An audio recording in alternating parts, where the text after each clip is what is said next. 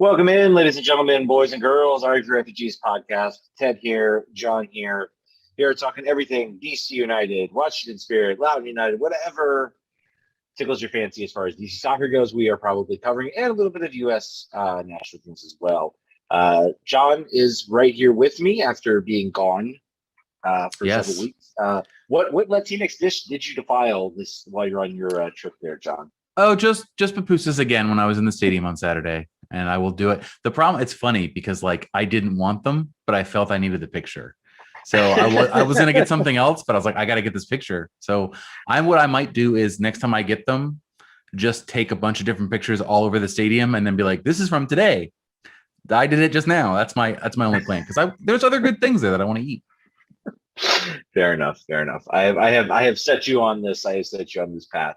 We hope you're watching us wherever you can find us, but especially we are trying to get people on Twitch. John, you have the details. Yeah, you've been putting out those calls, and you have the details. So I'll let you take that away. This is your. Let me explain why Twitch is good. YouTube is great. Everyone loves YouTube except for the comments and everything else, but YouTube makes it very challenging to get money for creators like money. We talk about Patreon, which, by the way, you can support us on patreon.com/RFKrefugees or buy our merch. But YouTube makes it very challenging. I think we need 1,000. I think we need 1,000 followers on YouTube. That's not going to happen. I'm going to just go out there. Not right now, at least. Not for a while, probably. The show's been around, I think, 3 years or whatever. I don't know. 2 years, whatever it is now. But Twitch, we can get there a lot faster. So basically, if you go to twitch.tv/RFKrefugees and you make an account, if you don't have an account, and follow us, it's just like anywhere else, except for we can do cool giveaways like we're going to do on today's show. Producer Brian will tell me in the chat what I need to have you type. But basically, in the chat, you'll type something, and then at the end of the show, we're going to give it away. We're going to give away our last pack of NWSL cards that we have left from Parkside Collectibles. But overall, do it. We'd love you to join us on that. In the end, if we can find ways to make that experience exclusive and more exciting than YouTube, we might just go there and then have the show available for everybody else for download on Tuesday. We'll see where we get to with that. But do that if you'd like. If not, you don't have to. And if you're listening to this show and not watching live, none of this stuff matters to you. And I'm sorry. And we'll talk about soccer. Yes, we will. And let's start with soccer. We're going to get into the good stuff, everybody. Trust me, we're going to get into the DC United winning 7-1. That is certainly on our radar. We'll probably make a majority of my show because it was awesome in several ways. But I felt like we should start talking about the Washington Spirit. John, you were at the opening game at Segra Field. I guess I'll start before we get into the game. Some thoughts about that. I guess we'll get some thoughts. What were your thoughts on the setup? Everything? Was there anything you noticed? Obviously, you had some inside info on the locker room situation. I did. Give us some of your thoughts. I did. Well, it's from the outside, it still looks bad, right? It still is a shipping container from the outside. But think of that as like HGTV, like when they make a tiny house out of a shipping container, and you go inside and you're like, wow, there's hardwood floors in this shipping container. There's a waterfall in this shipping container. So it's done nice. I obviously didn't get to go into the locker rooms. I went into the bathrooms, they look like a regular bathroom. They look like you're in a bathroom in a normal building. So that's cool. No one cares. The funniest thing now that we're quote unquote media is no one likes to hear about media gripes, but they didn't put a press box in Segra Field. It does not exist. One does not have a press box. So there, Jordan with Washington Spirit is doing her darndest to make something work, and they do, and you were able to watch the game and write about it. But it's a different thing. It's definitely not Audi Field. The turf continues to not have, there's running water in the showers and in the bathrooms. There's not sprinklers underneath the field yet. So the field is still unable to be wet down except for at the beginning of the game. This leads to the ball moving pretty slow. And I think if you watch the game, you could have seen that there were some difficulties with that. The players hate it. Richie Burke has talked at length about how much he hates turf. Unfortunately for him, he's got quite a few games there at Segra to manage that. So from that perspective, like from the looking at the stadium, the objective looking at it, it's fine. It's an okay place to watch a game. It's nice to be that close to the field. That's cool. But overall, the turf and the lack of being able to let it down is a real detriment, I think, to the quality of play. And we'll have to watch. It'll be curious to watch the Spirits record. And I'd say that now as they open up that stadium with a loss. But it'll be curious to watch the Spirits record. I do hope that at some point Segra Field maybe gets either a grass field, or once the it seems to me they put that turf out there because they're like, we're not going to have running water for a while. Once we get that running water, then maybe we can start to look to get an actual grass field up there, and actually have a field that is nice to play on. Or the Spirit just moved to Audi permanently. And I think with regards, that's it. I think a lot. I think yes, that'll be it. I think a lot of that does stay to the look of everything. I mean, I think I am fine. I am fine with the outside, however they want to make anything on the outside, as long as everything is at least up to a professional standard, as close as you can get on the inside. There's an attempt to make it a professional standard. I think part of the frustration, obviously, with Segra has been the fact that there were no locker rooms. If it's an outside shaped container, but it looks nice on the inside, that's perfectly fine. Who cares what it looks like on the outside?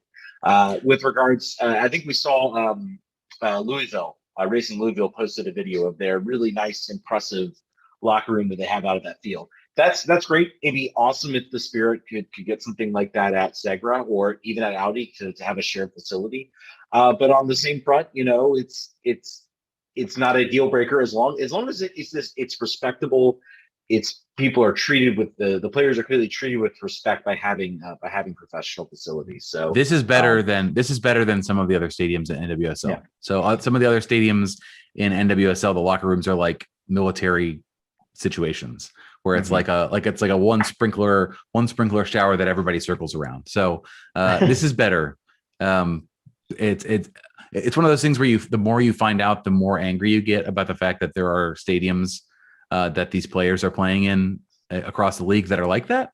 But it sort of tells you like how far there still needs to go as far as bringing these two leagues up to parity as far as the way they're treated off the field and also the facilities they get to use on the field. But Don Rankin does point out that the rugby team plays there at Segra, which is something I have forgiven the old Lloyd rugby. So yes, that would be a disaster to put grass out there if they're going to continue to use that facility. But the other argument is, well, then the Spirit should just play at Audi Field. Let's get to the game, I think, is the next step. It was not a great game from the Spirit. I have to say, I think this was probably their worst game of the season. I don't think I remember a game being this bad. Just on the offensive side, for sure. I think this was their lowest XG stat they had all game. So all season. So you were there, you got to watch it full, you got to write a report. Were my thoughts valid on this one? Yeah, and I think they are. I think it was really a matter of what Chicago did to contain them, and then Washington's inability to break it. I talked about it. Go to rfkrefugees.com and look at the wrap up of this game from Friday. Mm-hmm. Friday. Once you take a week off vacation, days have absolutely no meaning. They set 2 6s in front of the back four, a la Ben Olsen in the olden days, and the Spirit couldn't break them down.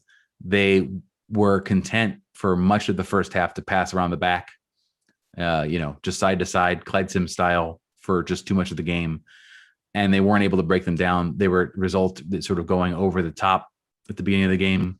In the second half, it was a little bit more open, and they were pushing the ball in the wings, but they just weren't able. They weren't able to connect. Trinity Rodman went down with back spasms in the beginning of the second half. They just sort of that was a problem for them. They were losing. They could not afford to lose any of their attacking threats, and they did, and they weren't able to break them down. The goal that Chicago scored was fluky. I don't know what their XG. Do you know what Chicago's XG was? Couldn't have been. It was like 1.19. I think is a stat I saw from NWSL Analytica. So yeah, you could probably count the ball that went in the net as part of that XG that they didn't count. That would probably be part of it. I have thoughts on that, but go ahead. Continue. Yeah, I mean, I didn't see it. I was at the other end of the field, so all I heard was the Chicago Rory Dames losing his absolute mind on the sidelines. I was like, well, what are you gonna do? I can't see it, so. So a lot has been made, and a lot was being made about the officials of this game. And I think everybody, we're all living in a post VAR world. So I think we're just used to the idea that a professional league, a top level professional league, has VAR. We've seen it, and if VAR gets called, I think there is a good chance maybe that gets overturned, maybe that gets a goal. There also could have been a foul that should have been called on the lead up to that play. And I will refrain. I may have an acquaintance with the center official, a past history of acquaintances with said center official at this game. So it's hard for me to criticize him because actually I've watched. Let's say he lives near my area and he referees a lot of games around the. He's refereed Richmond games, Loudoun games, and I think honestly he does a pretty good job. I don't think I had some qualms with how he refereed this game, but with regards to that goal, it's not as close as everybody. Everybody acts like it's like 5 feet inside the goal. It's right on the line, maybe a couple inches over the line. On TV, maybe it looks like it crossed the line. Again, the camera angles and the quality of the broadcast cameras is not the greatest.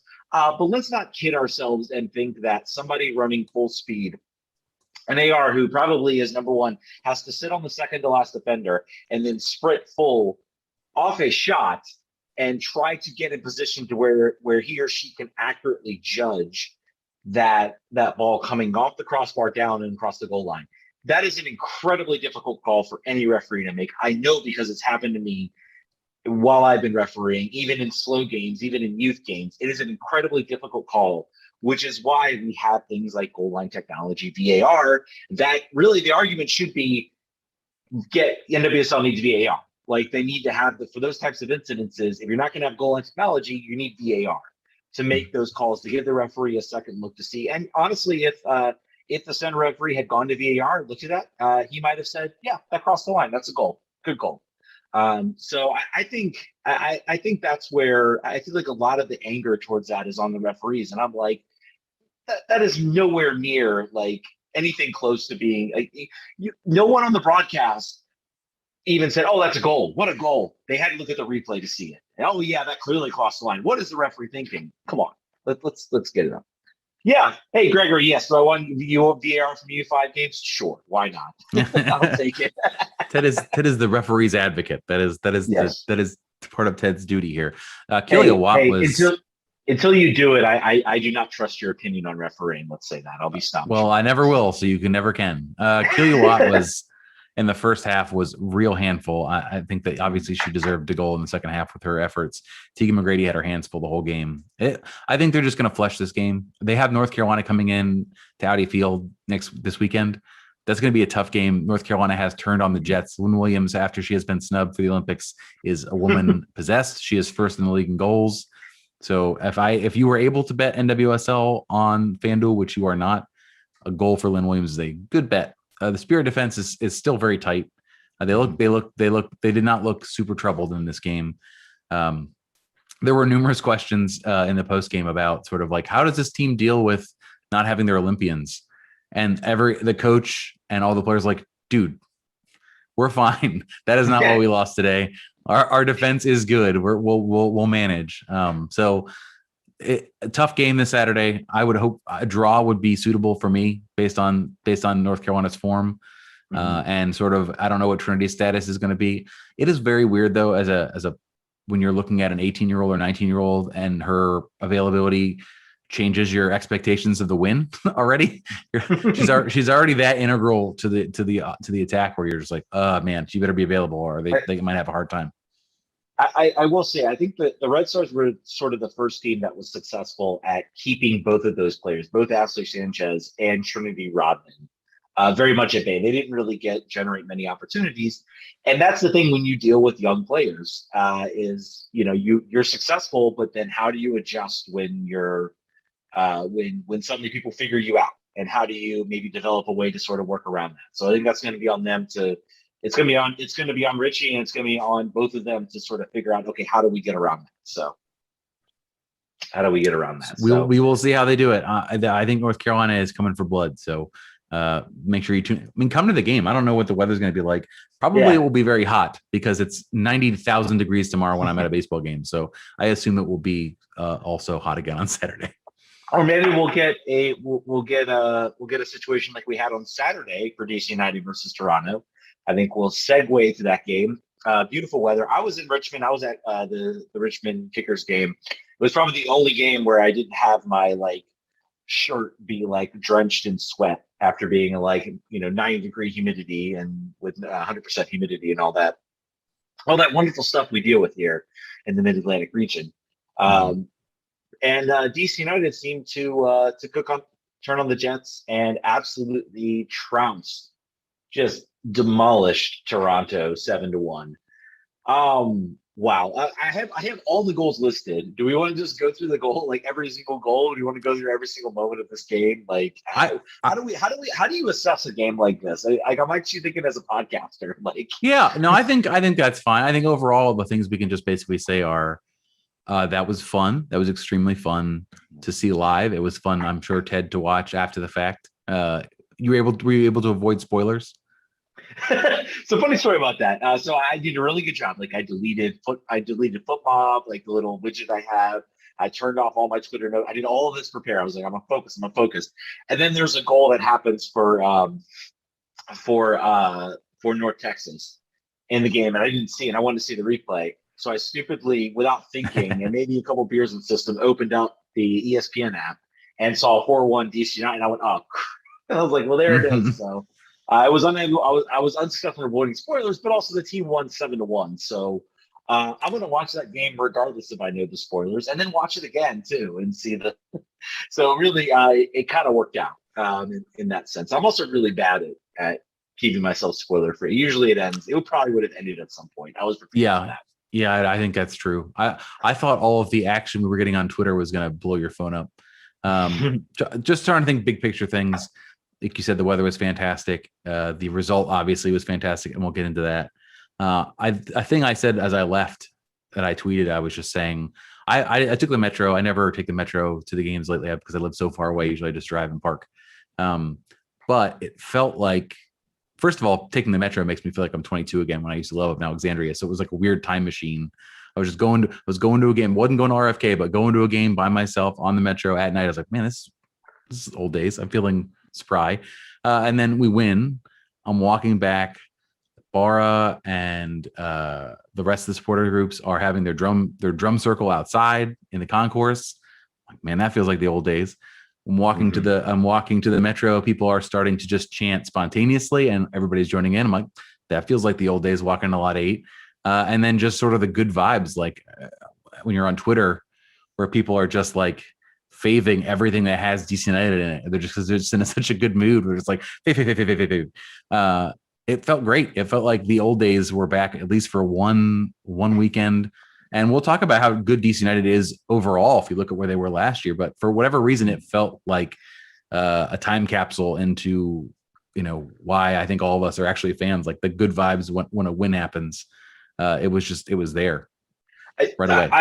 The one thing I think I took away from this game, I wasn't at the stadium, so I didn't get all the vibes. But I mean, you feel it. I think you feel it. I feel it on Twitter. I feel even the most hardened, like negative people that are out there they're breaking away into a little bit of happiness. And even if I agree with some of their criticisms about the team, about what's going on, it was nice to see kind of a recognition that this is the culture change, the way the team is playing, nearly everything that has changed since Losada has come here, and how quickly it's come together. I mean, we were thinking we'd see maybe little flashes of this by now. Maybe we'd see a little bit. We were not expecting what we're seeing right now.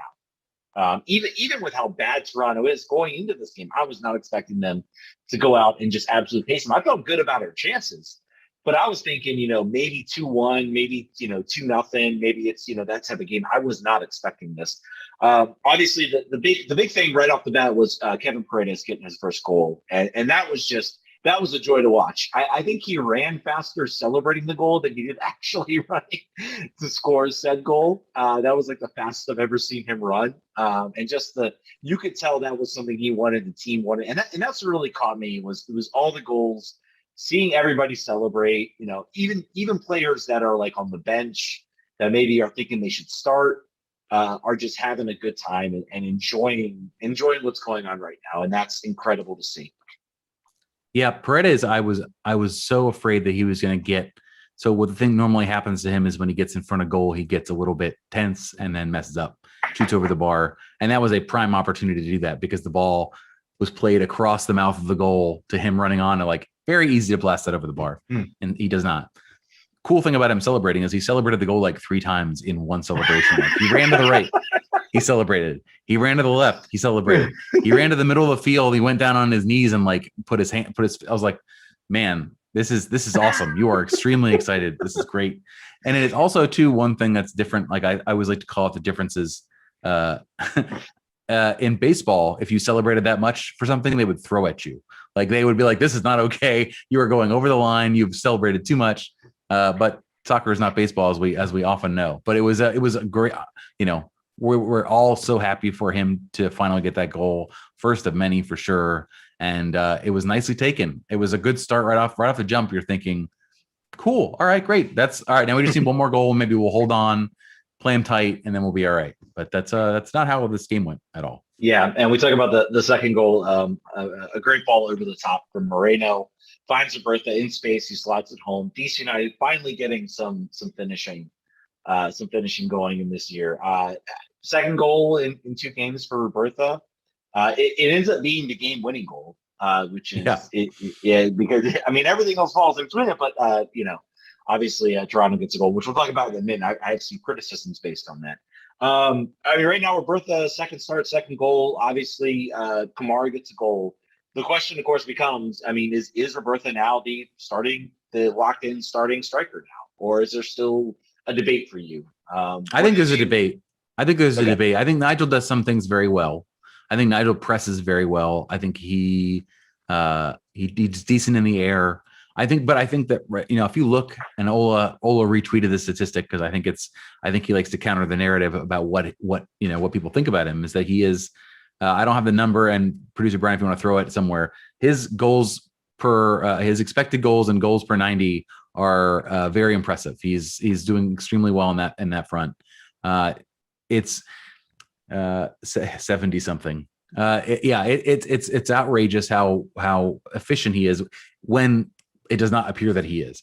Nigel, I think he needs a little bit more opportunities against more challenging teams. We'll see how he holds up. If he is able to continue to do this, also if he can create his own chances. I don't think that's not what's asked of players in the system. They're given those opportunities and the expectations that they finish them.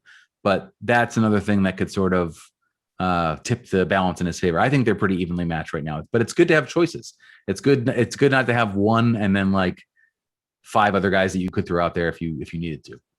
Yeah, and it's good to have a guy off the bench. It's good to have a player. I am sure if you asked Ola Kamara, what do you want to be? He said he would want to be starting 100%. Mm-hmm. But it's good to see him off the bench. And this is what I'm talking about. This is probably a player who's not happy with the fact that he is not starting. He probably feels he should be starting.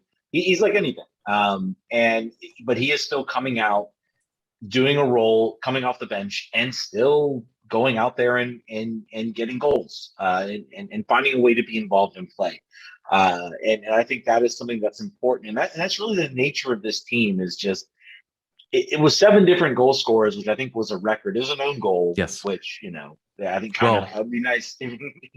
But still, there's almost like a collective effort on this team that you're seeing, and it's reflected on the score sheet, and it's reflected in what you're seeing on the field as well. These guys are all playing for each other.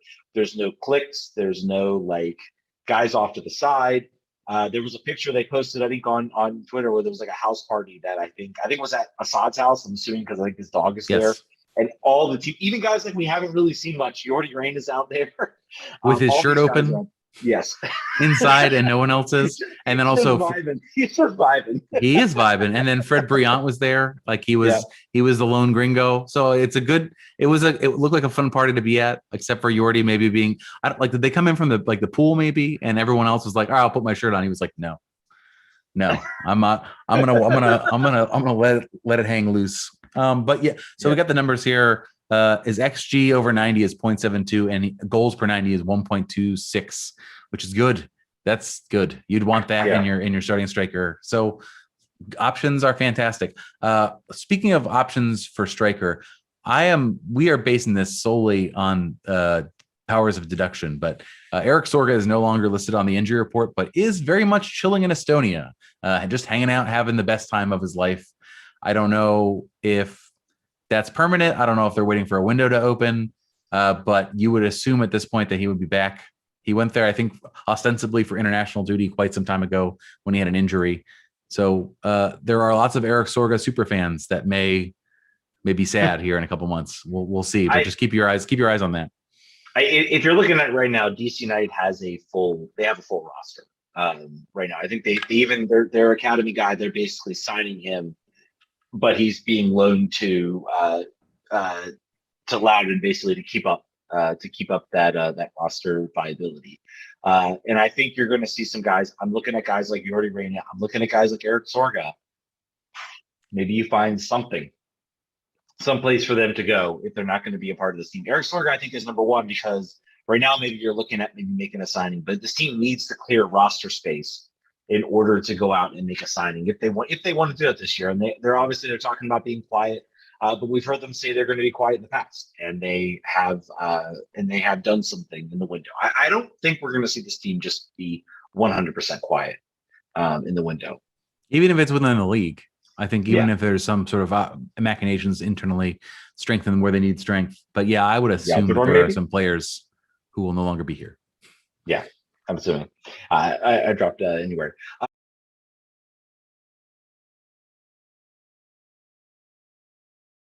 Huge factor in this game. We have not talked about Man of the match, team of the week, even made the list for MLS Player of the Week.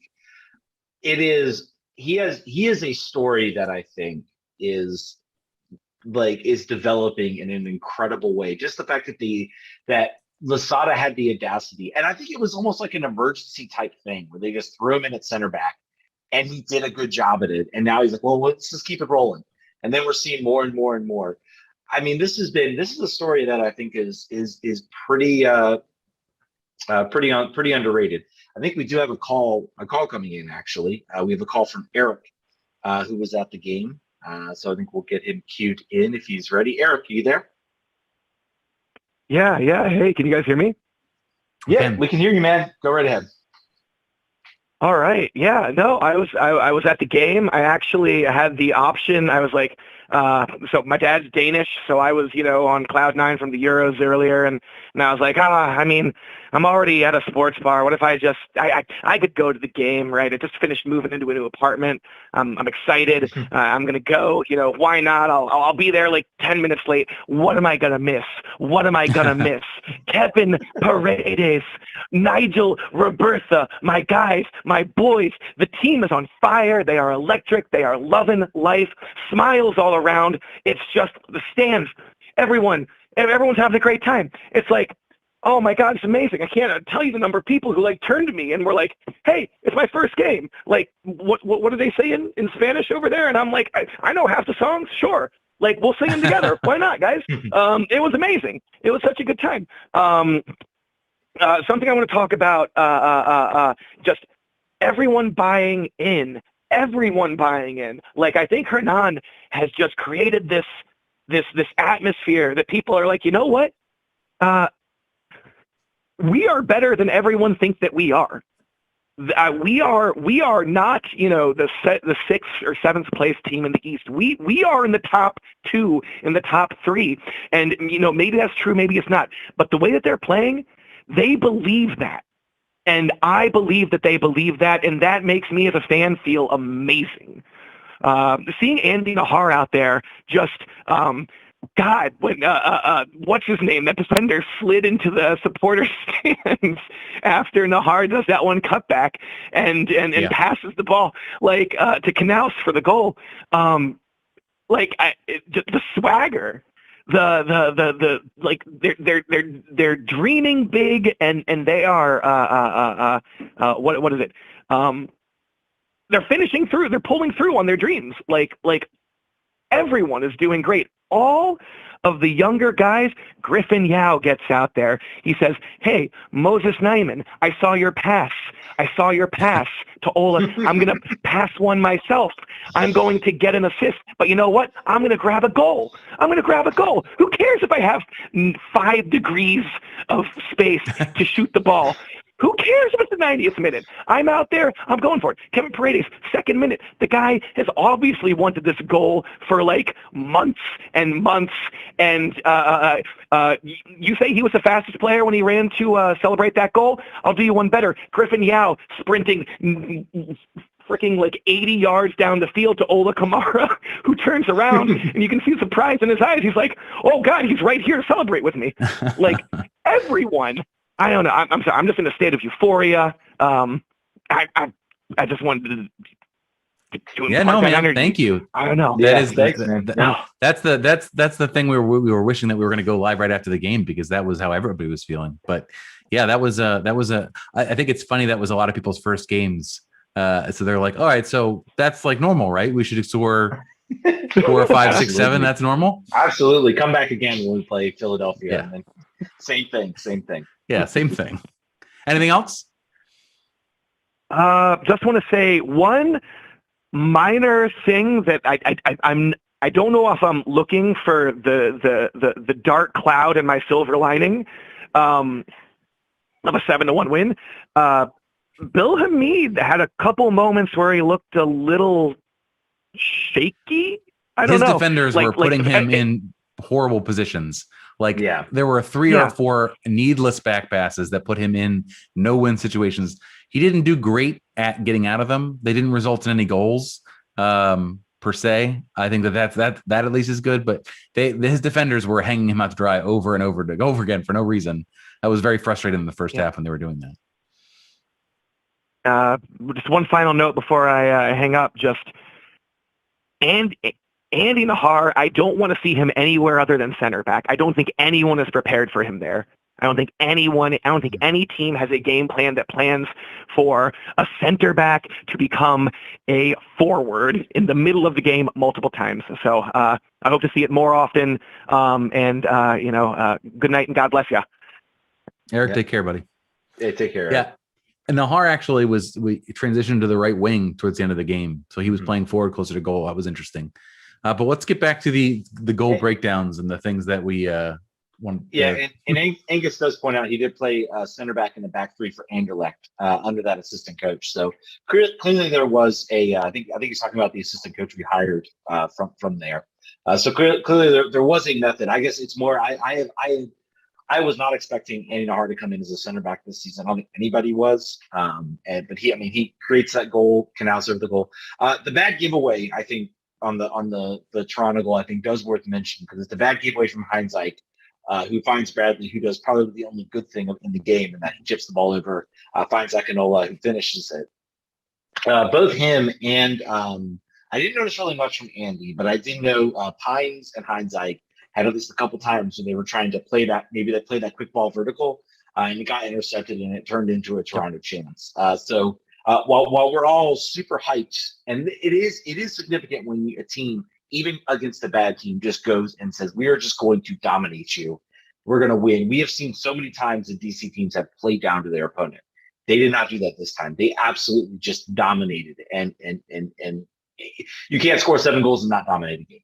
But I will say the one negative I think on the defensive side is there were some sort of sloppy passes and giveaways that, if one of those turns into a goal and suddenly it's 3-2, maybe we're looking at a different game from 7-1 to something a little bit more closer. But yeah, so I think that's certainly worth mentioning. Anything else you had? No, I think very soon after that, the soul left the body of Toronto. They were on the board, but they didn't really feel like they were going to get more. I think it was a result of a mistake, and they knew it. It was not that they were clawing back into the game. And DC really just put their knee on them very shortly after here. And I think sort of when the fourth goal happened, I think that was it. That was the end. They stopped really trying. And we'll have I have something to talk about at goal 7 that is of note. So let's talk about the 4th goal. Fourth goal, for the last goal. So I guess you can kind of talk about like the last three being almost kind of garbage. Yeah, like once the red card happens, that's it. They're done. It's over. 4-1, you're down. You're down to 10 minutes over. But you know the fourth goal was the last goal with 11 men. It did come in the 70th minute or so. There was kind of a lull, I thought, a little bit. Wasn't a whole lot. No one was really developing much. But goal four, Yao lays the ball off in the Nahar. Really nice pass from him. And Areola does a really excellent job getting to the ball, making a nice touch and a nice finish. Just a confident goal. Good to see him score. I thought he was much better. I mean, yep. Everybody's better in a 7-1 victory. I think it's hard to find anybody who wasn't better. Then, of course, he had the red card to Zavaleta. Second yellow after 3 minutes earlier. Goal 5, Moreno. I thought actually Moreno had a sneaky good game. He did. He was not somebody who's going to appear on the score sheet, but I thought he showed. He had an assist, so he will actually appear on the score sheet. He will appear on the score sheet, but I mean, as far as like what we're not with the talking about shooting in this game, right? What we're talking about in this game, he actually did an excellent job, sort of pressuring in the center, making the pass. He obviously has the assist on Roberta's goal, but I thought he had a sneakily good game. And then Yao really like came into his sub role and really sort of made a difference. He started to have something of a confidence game.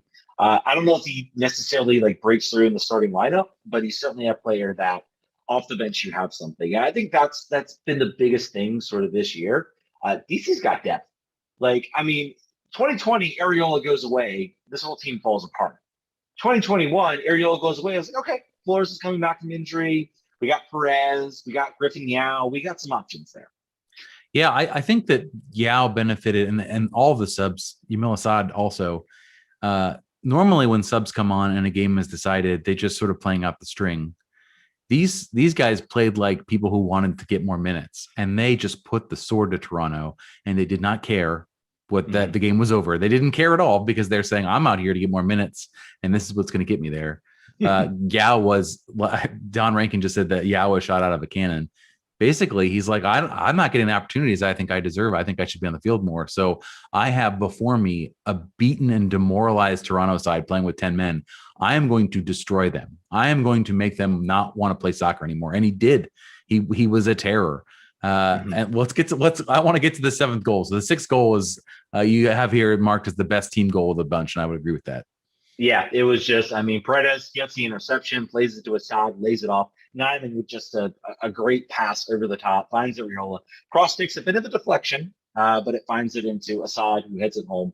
A big goal, I think, for him. I think that the biggest thing about this was, like, you know, you have obviously Kamara getting a goal, Roberta getting a goal, keeping that. There's a lot of, like, people who needed to either keep things going or to get a goal. And for Assad, that was huge. He needed something, because he just hasn't had the season he's had. So I was very happy for him. The team was very happy for him. I think they recognized he's had a bad game. And then let's get to your 7th goal. Ola Kamara plays the ball to Yao, who just hammers it home near post.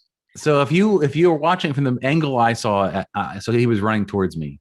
The angle you saw with the entire Toronto midfield, the DC United midfield, pretty much were done. They were just kind of chilling. Like, no one was running towards the ball.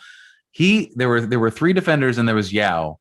The 2 defenders were sort of turned off because Yao had taken the ball towards the end line, and there was no angle. As said, he had like basically a 5-degree angle.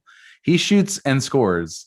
The goalie's upset because he just got beat and he shouldn't have gotten beat. The defenders just kind of like, are you serious? No one was really running originally to go celebrate with him, because I think they were sort of like this game was really super over. Like, everybody had sort of just turned off. Like, but Yao obviously didn't care, and he shouldn't. But like the rest of the team, the celebrations for even the 6th goal were like really super intense. That one, it's had a vibe of everyone's like, ooh, this is. I think I compared it to, and my last baseball analogy of the day. It's like when a game is over, it's like 15-1, and they don't want to use any more pitchers, and the backup third baseman comes in and he throws 45 miles an hour over the plate. And you're just like, if you hit it, you hit it, whatever, who cares? The game's over. But like there has been somebody this year who hit a home run off of a guy throwing 50 miles an hour and pimped it and threw his bat, basically. And everyone was like, what are you doing? We're just trying to get to the end of this game here. We were just trying to get to the end of this game, and you had to go steal someone's soul. I don't care that they did it, but it was just funny to watch the rest of the team sort of be like, okay, all right, okay. we won. Let's go home now. We really beat them up. John, does goal difference matter? It does. I'm not saying they shouldn't. I'm just talking. The vibe of the team was very much like, ooh, all right, well, let's just get out. Let's get on the bus. Let's let them go home. Well, the vibe of the team should be why didn't we score 8? I think should be the vibe of the team. With regards to that, punish them, score as many goals as you can. We are now in positive. I think we're still at like +3 goal differential. So we were at -3 goal differential, and then we moved to +3, which is totally killing. Yeah, which is totally killing my prediction that they would make the playoffs with a negative goal differential. So I'm real good about that prediction. Right up until then. But I guess that sort of leads to the question. Obviously, Chris Armas fired the next day. Second time. I think this is a little bit different than Sorga's. I think Sorga kind of felt like we kind of just gave that little push over the edge. We basically took Chris Armas and threw him off the ledge and said, bye. I don't know how any coach in the hot seat like that. That almost felt inevitable. It was almost like some people were kind of not expecting it. Right. But that almost felt inevitable at that point. He was yeeted. We yeeted Chris Armas. It was not a matter of he was tipping on the edge. This was a Lion King toss off the big rock situation. Yeah. And hey, the expectations are different for DC. So obviously DC entering a 2-week break. We have Donovan Pines and Arriola are going to go away now for the Gold Cup. Arriola, big loss. Donovan Pines making the Gold Cup roster. I don't think we've had an opportunity to talk about this, and I tweeted out he's a story to watch. Obviously, I think of the members of the 7-1 victory, him and Hindsight probably were the two weakest of as far as just giveaways and things like that. But really, Donovan Pines is a story that's not getting. Everybody's talking about Moses Steinman, Kevin Paredes, and maybe a little bit Griffin Yao, maybe a little less so. But Donovan Pines is having himself a career. He has basically cemented himself as either a penciled in starter or a guy in the rotation for that starting role. Steve Birnbaum's coming back, and everybody's like, but do you break this up right now? It looks so good. And just in the past couple games, both against Montreal, against Miami, both games, he was fantastic. So he's been a story, and I'm very happy to see him. I'm curious whether he's going to, because I think Arriola is obviously going to play a role in this team. And I think it was really important for him to have the game he had, because I thought the last 2 games he had kind of struggled. But I'll be very curious to see if Pines, by the way, Don Rankin says Christian Knowles on the Filibuster podcast said before the game there was no way he was getting fired before he got a real home game. 7-1 does change things a lot. I just found that kind of funny. Back to Pines, I think it was unfortunate. I think that was one of his worst games of the season. This most recent one, even in a 7-1 loss, Toronto did not punish him, but he was not sharp. He was bad. Decision making was not very good. He was okay physically, but it was the stuff that you sort of always worry about him. Sort of like, what does he do with the ball at his feet when he's pressured? It seemed very much like Toronto had a game plan out of the back three when he got the ball that they were going to double press because he was making mistakes early on. So hopefully he gets back into training with the national team is only going to help him. I don't imagine him playing a big role. Maybe he does. Maybe it depends on how they sort of take this tournament. I'd say maybe in the early games, I don't know if he maybe gets a start. He maybe makes, an appearance or two. I don't know if he'll play a major role. I think the incident against New York it maybe had an effect on him. Sort of that last. And apparently he was cramping too for that. That's sort of what Brendan Hines intimated during the press conference, that Donovan will always make the right play unless he is cramping. So I think that was and started laughing. So I think that might have been something to do with it. Possibly. So a lot of things coming up for DC in these next couple of weeks. Obviously, many friendlies. Yeah, we got the Capital Cup friendlies. So I think that's actually a good opportunity, I think, for guys like Flores who are trying to come back, guys like Birnbaum. I think you'll see them play a role in some of those friendlies. Yordi Reyna, especially, get some minutes to those guys, get some chance to get up to speed. So I think it's good timing in those roles. Does Perez stay in this lineup? I think honestly, that's from Klon 14. He's been the one player that I think, as the team has gotten better, his deficiencies have become more expansive. And I do wonder, if you stick a guy like Flores, who's playing at his best, do you see maybe this team maybe make that step up? Because right now, what this team is lacking is a quality win. They had, I guess, a 2-1 victory at the beginning of the season against New York, but you look at the times they faced good opponents: Philadelphia, Orlando, New York. They're always right obviously, there. on the road. What's that? They're always right there.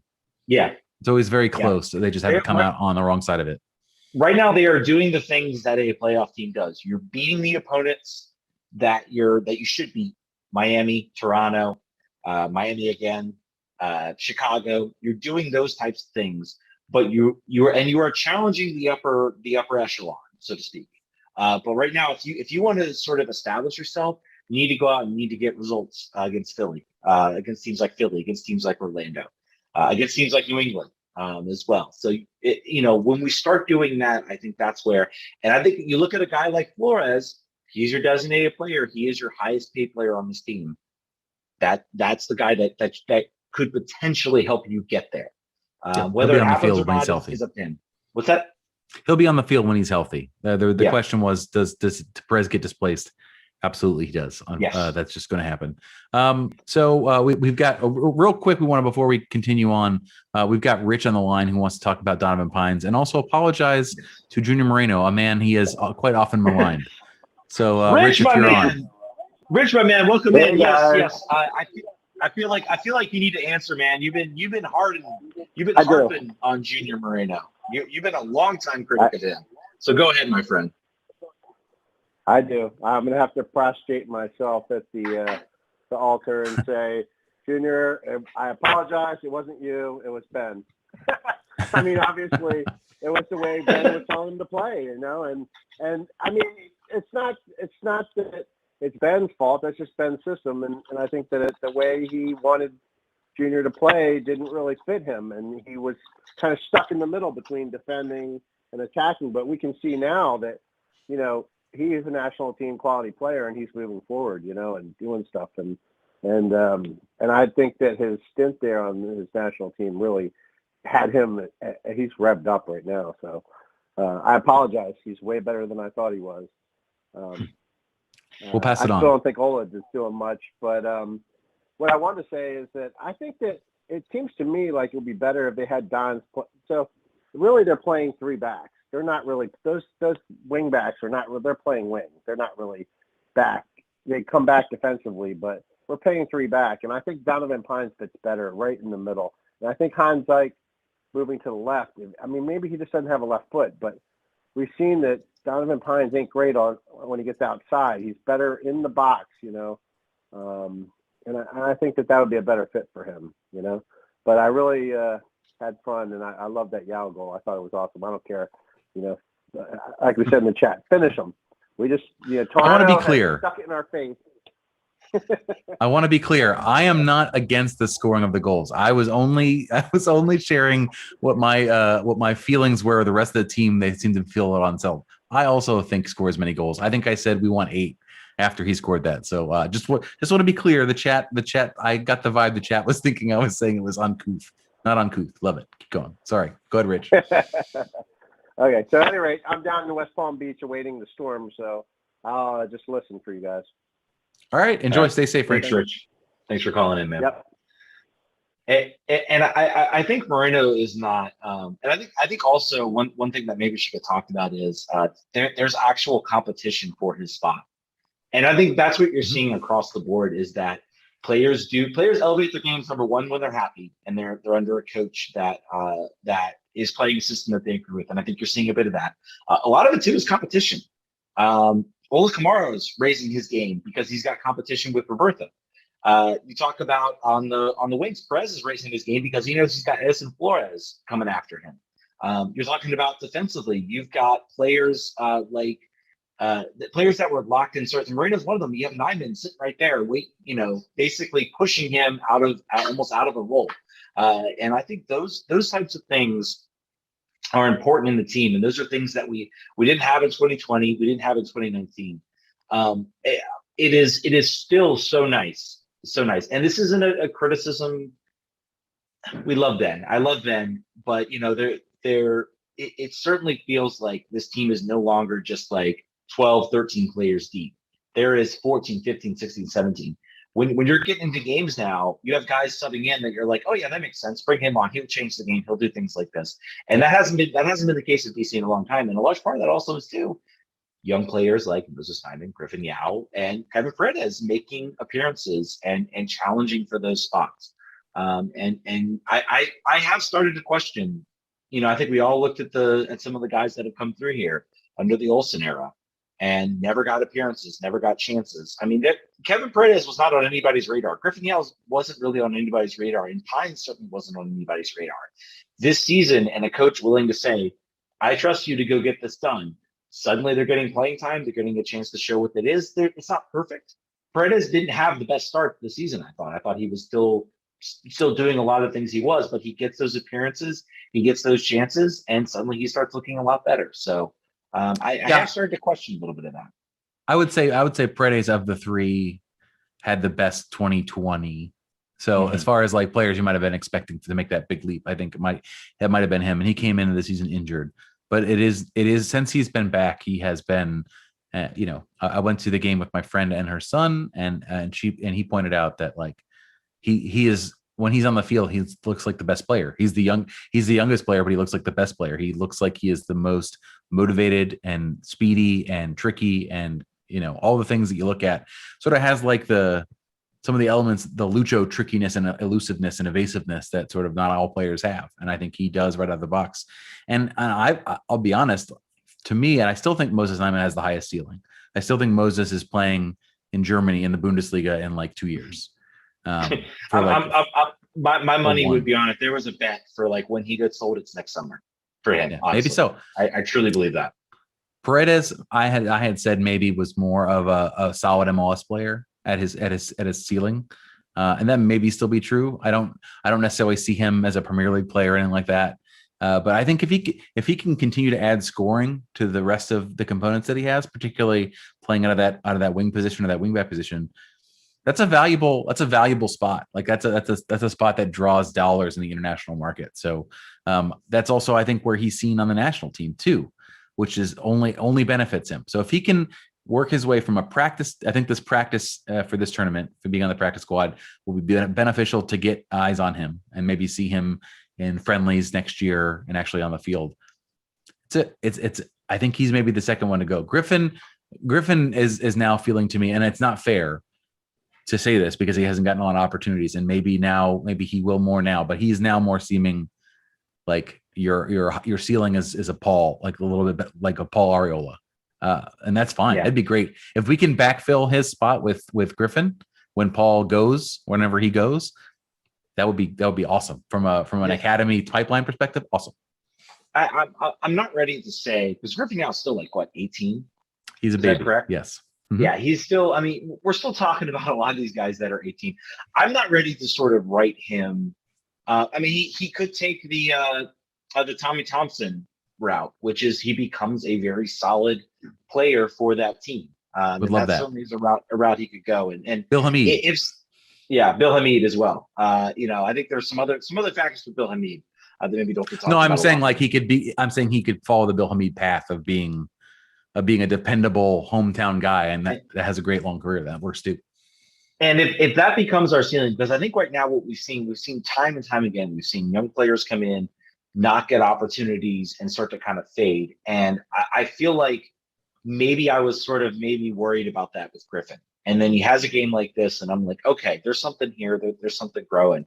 And I think it's certainly worth talking about and getting in. And maybe he does develop as he gets more times, as he gets more opportunities. Maybe he does start to develop into a better player and someone who can be that is sold, maybe not at like 20, but at 22, 23, 24, something like that. That's happened to plenty of MLS players have gone that route, where they're in the league for a long time. They don't catch fire immediately, and then suddenly they start to become veterans. and the team's looking for somebody who can, step in. They're not looking for a player they can develop. They're looking for a player who can slot right in. I'm not ready to write off sort of where Griffin Yow's ceiling is just yet. Well, I think when you talk about ceilings, you are speaking to be proven wrong, particularly when a kid is young. But I'm a take merchant, so I'm here to show you my wares. I'm opening my jacket with Rolexes and takes about ceilings. That's what I do. I think you're going to see those players. I think you're going to see a lot of Griffin in these next two friendlies. I think that would be out. That's hopeful. But we're talking about Loudoun here in a second. You're also going to see a lot of Loudoun United players. You're going to see a lot of Giovanni Bolivar. You're going to see Mike. You're going to see DeShields. You're every Jacob Green. All those players that are on loan, you're going to see playing major minutes. So I know I've seen a lot of stuff on Twitter, but we need to get Bolivar with DC United because he's scoring a lot of goals. You're about to see it. You're about to see how he looks against Alajuelense, and we'll see. But we want to have any more thoughts on the DC United game? I think we pretty much covered it all. We'll look forward. They play next. They have a week off for the international break, and then they play July Wednesday at Philadelphia Union. So definitely be on the lookout for that. We will not be doing pregame and postgame of the Alajuelense game. Nope. So sorry. We will not be doing Instagram Live. We will not be writing a story on it. Maybe it'll show up in the daily notes probably. But as we get on here, we have a special guest here, Angus, who, if you are following rftrefugees.com, which how could you not be? You better be. He wrote a summary of the Loudoun United game. So Angus, are you with us? Yeah, can you guys hear me? We can. Yep. So let's talk about this Groundhog Day-esque situation where every time we play Hartford, it does not go well. Let's talk about that. Yeah, it sucked. I mentioned this in my article. I wanted this to be like the perfect chaser to the Saturday night DC United game, right? I was in the building for it. I helped with the TIFO, which I see that Don mentioned in the chat. That was a great experience and a great tribute to a great fan. And I don't know if you guys have talked about it because I got in here late, but it did mean something to the players and the fans as well. And you had people saying that we're not losing this game, but when you win 7-1, that has the situation, the game eclipsed the situation at that point. But to get to the Loudoun game, I thought it would be the perfect chaser. Loudoun has always played well. That's the thing with Loudoun. They've always played well. And, I finally thought they started to get the whole, losing thing off their back when they won on Wednesday, and then the lineup comes out and it's a heavily rotated lineup for the friendlies, as we learned in the post game. And I'm like, okay, well, maybe they can get a draw out of it. They're holding the ball a lot and they're there. And then we get the penalty, and Bolivar, who comes on at halftime, doesn't look like the way he's looked in the past. I mean, he's always finding himself in those situations. He's the leading goal scorer for Loudoun this year. He's got 4 goals in the games he's played. And, we get a penalty, and albeit a not great penalty call, if there was VAR, I think. And, ball don't lie. Cat Caldwell makes an amazing save, all credit to him, to stop Bolivar.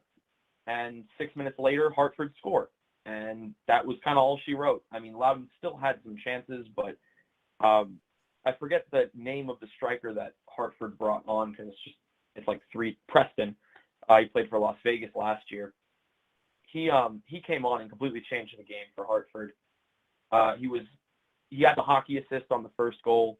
He scored the second goal, and probably should have scored 1 or 2 more if it wasn't for Ted's favorite goalie from Richmond, who made a couple of pretty good stops. So I think that's you go ahead. Oh, go ahead. You guys go.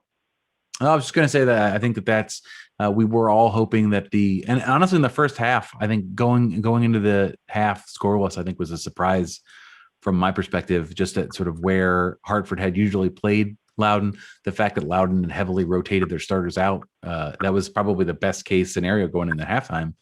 And they get a penalty, like you said, but then when that was missed, it was all sort of downhill very, very quickly. And now I think Loudoun plays Miami next. Is that correct? Next week? The home game against Miami.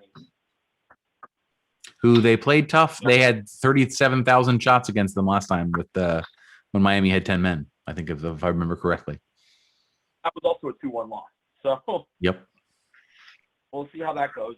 A couple things that I didn't cover in the recap because I wanted to keep it shorter, that the commentators mentioned. Well, one, they said that Loudoun should have won this game at halftime. That's what they were saying. They would favor Loudoun to win, and then obviously we saw it happen. But they mentioned themselves that they had a discussion about whether or not they'd take Moses or Garay, and both of them said that while Moses has so far the minutes at the higher level, and that obviously puts him ahead of Garay, they don't really know who they'd have. And there is an actual discussion between the two. So if that doesn't get you excited for Jeremy Garay, I don't know what will, right? That next center midfielder that they're comparing to arguably the best center midfielder on the team right now. So I'm interested to see how he performs because I'm assuming we'll see him in the friendlies because he didn't even crack the 18. For sure he will. For Loudoun. The other thing is they mentioned they had spoken to a USL Championship manager who said he wasn't going to be looking at the table until 10 games in. And he almost did once because he wanted to see the goals for and goals against and all that stuff. But he stopped himself. And then they mentioned that after all the circumstances said manager had gone through because they didn't name him, it's probably a better thing that he hasn't looked. And so I can only assume that might be Ryan Martin they're talking about, considering his results. It's about the player development. So that's just food for thought to think about there. Yeah, thank you, Angus. I think that it was a game that there was optimism coming into the halftime, and then it went the other way. Mikey Gamble got on the field for 5 minutes and got a red card because he was sticking up for his teammate. And I said at the time, good. I mean, I think that helps you develop sort of team mentality and sort of getting over and not being pushed around. Gamble hadn't played all season. It's not going to be a big deal that he's not available for the next game. So if you have an opportunity to stick up for your teammate, you should do it. Yep. He earned his red card. We'll say that. Yeah. Yeah. He did. All right. Thanks, Angus. Thanks for calling in, man. We appreciate it. Don Rankin with the information. DC United games will be available on NBCSW. So I'm not sure I'm wondering if the other games too, since it's a doubleheader, probably not. They probably won't be showing the 5:30 game. But probably not. Probably not. But there's games to watch. I mean, the recent history of DC United and friendlies has been awful, very bad. It's extremely depressing and not fun to watch. But check that out. Playing a French League One team is a little different from playing a. I mean, it's all due respect to the Costa Rican and El Salvadorian leagues, but of course Liga MX will play. Sorry, but as well. So that might be the more interesting thing of the match. But also Puebla is not a Liga MX powerhouse either. Let's say that. But we're also playing Loudoun. We're also playing the Loudoun players mostly. So, so the outcome could still be the same. I think we have some other stuff on here, but I did want to make sure we loop back on what Angus mentioned with the TIFO and sort of the Big Rob tribute. I think that the team and the supporters groups all did a fantastic job. The supporters groups specifically, this is the first major TIFO that has been shown, I think, since the giant eagle, the controversial giant eagle flag that was from the first game that I think burned, taken behind the stands and burned after that game. But they all got together. It was all of the groups, the new groups, the old groups, got together at Audi Field and painted all the TIFO and had it ready to go. It looked great. I think I'm sure everyone has seen the pictures by now, but we have it's in this morning's. Our tweet on it is in this morning's news links. And also the team did a great job. They honored him with a video before the game. They had a Big Rob jersey that the players picked up after they scored. Russ Canals had it before the end of the game. And then Bill was carrying it as he was in front of the supporters groups. I think it was just, like everyone said, it was, I think Doug said it in the chat, like it's going to be the Big Rob game. For a lot of people, they're going to remember that's the 7-1. We talk about the Real Salt Lake game. That's the other one we talk about with a bunch of goals, but this one's going to have a little extra element on it. And you could feel it in the stands in the moment of silence. You could feel it with the celebrations. It was a really great tribute to a supporting legend. Yeah, and I think it's awesome to see. It's awesome to see the supporters groups come together. I guess in that sense, and starting to see that we haven't gotten any sort of tifo type displays from the supporters groups. So I think it's a welcoming sign of we've talked a lot about in the past about the atmosphere and how welcoming it is for other fans, and I think we're starting to see some real reforms happen in that regard. And obviously, the tribute to Big Rob was incredible. On the broadcast, obviously, Dave Johnson brought it up several times about it. And I think there was even sort of a tribute there, was on the screen several times. So it was awesome to see. It was incredible to see. And obviously the win's great as well. So I think hopefully we see a lot more things happen in the future that are this good. Tifo every week, why not? Yes. Why that used to be the case. Listen, Screaming Eagles, I'm a member. I don't know if Ted, I think you might still be a member. Pass around the hat. If you need Tifo money, I'll kick in. I'm old and I live far away, so I will not be going and painting. But you can have money. I'd love to see it. I think it makes for a better. And also, like I was in the exact opposite side of the field, but it seemed like the vibes coming in my direction were very, very positive. I think the 7 goals helps, but like it just felt like a very cohesive and sort of in tune group. And I didn't hear anything after the game about sort of any problems. I think it was just one of those days where everything worked out and showed. I'm trying to remember who it was. I wish I could remember because I want to give credit on Twitter, but it was just sort of saying like, this is an example of how it could be. Like this is the baseline.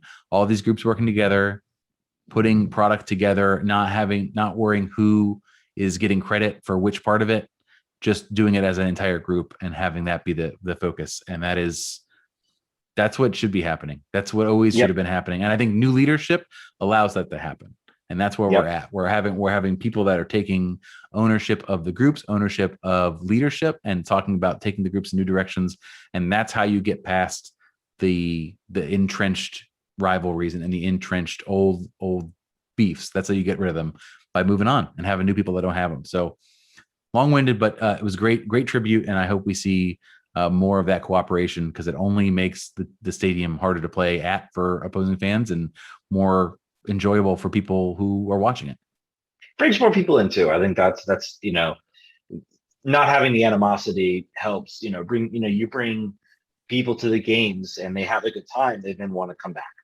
So it's really been awesome to sort of see how the past few games, it feels like we've almost turned a corner. And I think that's important to say. By the way, Angus says Cosmo Clyde on Twitter, by the way, was the person I think who made your statement. So yep, sounds right. Give him credit. I think that's going to do it for the show, guys. It's been an awesome show. We'll probably be talking mostly Spirit next Monday. I think we're still working on what we're going to do for Thursday. Again, thank you all so much for listening. Patreon.com/RFQRefugees, Twitch.tv/RFQRefugees. Follow the show there. Help us get to, I think we're trying to still get to 50 followers. Are we there yet? I'm gonna stream FIFA on my PC to make it worth your while, and that's gonna be fun. You're gonna want to see that, so make sure you're doing that. So let me get there. Guys, thank you so much for listening. You guys are all awesome, and we will catch you guys down the road. Vamos.